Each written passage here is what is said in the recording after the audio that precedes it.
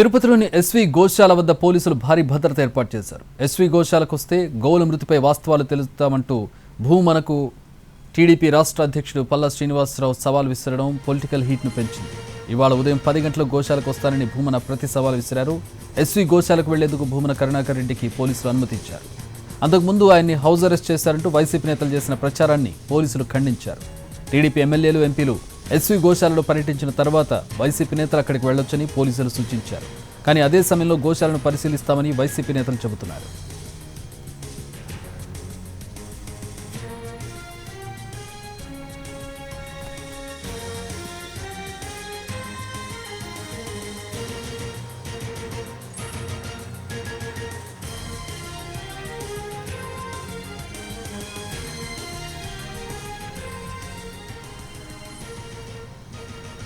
TDP ఎమ్మెల్యేలు, ఎంపీలకు పోలీసులు కీలక సూచనలు చేశారు. గోశాలలో ప్రజాప్రతినిధులతో పాటు ఒక భద్రతా సిబ్బంది మాత్రమే సందర్శించడానికి అనుమతిస్తామని తెలిపారు.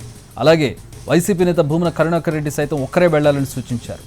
రాజకీయ పార్టీల నేతలు, కార్యకర్తలను గోశాలలోకి అనుమతించేది లేదని తేల్చి చెప్పారు.